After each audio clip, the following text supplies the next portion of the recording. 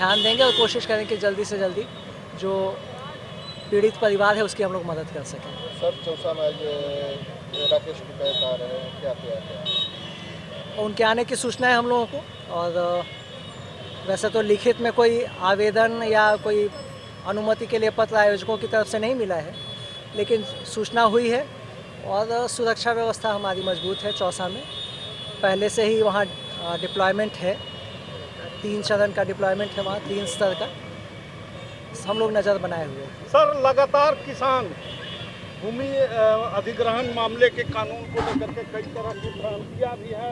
जिला प्रशासन द्वारा 2013 अमेंडमेंट एक्ट को क्या स्थिति है उसकी, सर क्या संशोधित एक्ट आ गया है क्या?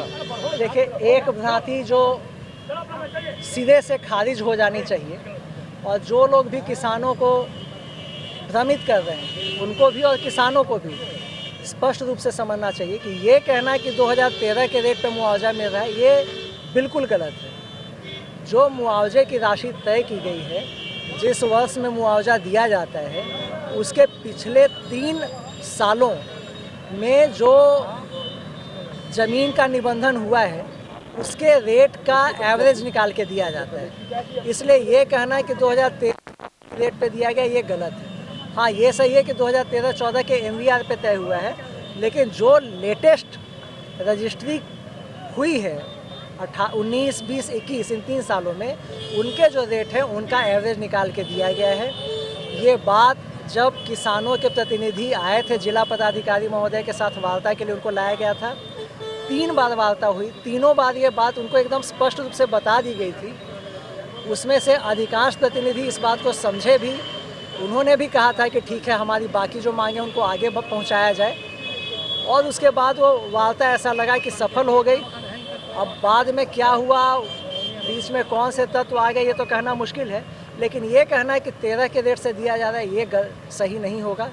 19, 20, 21 के एवरेज के हिसाब से ही भुगतान किया जाना है। चौसा मामले में सर अब तक कितने किसानों को उनकी अधिग्रहित भूमि की राशि या कितने को मुआवजा अब तक दिया जा चुका है? जहाँ तक मेरी जानकारी है, 94 ऐसे किसान हैं जिन्होंने या तो मुआवजा प्राप्त कर लिया है या जिनका मुआवजा का भुगतान का काम अंतिम चरण में है। अगर मेरी जानकारी सही है तो 70 से 80 किसान अब तक मुआवजा प्राप्त कर चुके हैं, और हर दिन किसान हम लोगों को अप्रोच करते हैं कि सर हम लोग आना चाहते हैं मुआवजे के लिए, लेकिन संभव है कि वर्तमान परिवेश में नहीं आ पा रहे होंगे। चौसा प्रखंड में हम लोगों का करीब 1 महीने से कैंप भी लगा हुआ है। जो भी किसान इच्छुक हैं वो वहां जा सकते हैं, मुआवजा ले सकते हैं।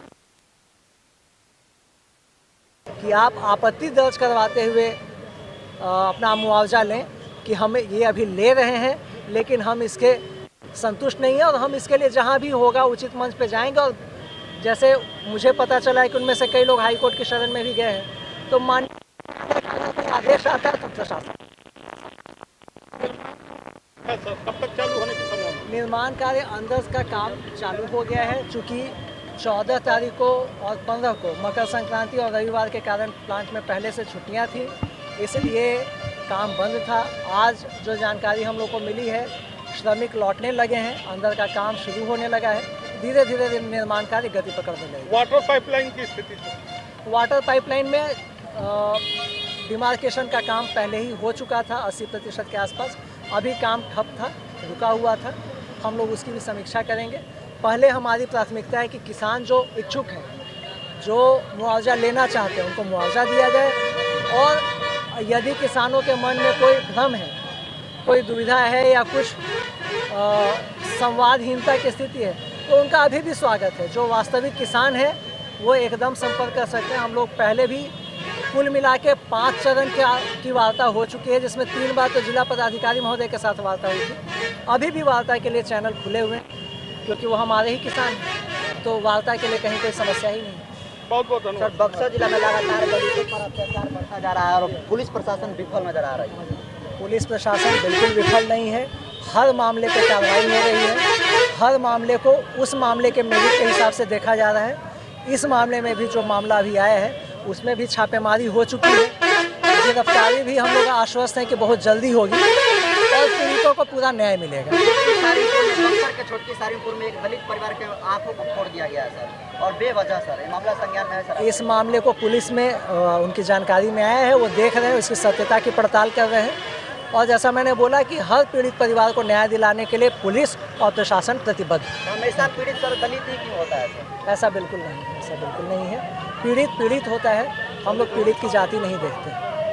चाहे दलित बच्चे ना हो।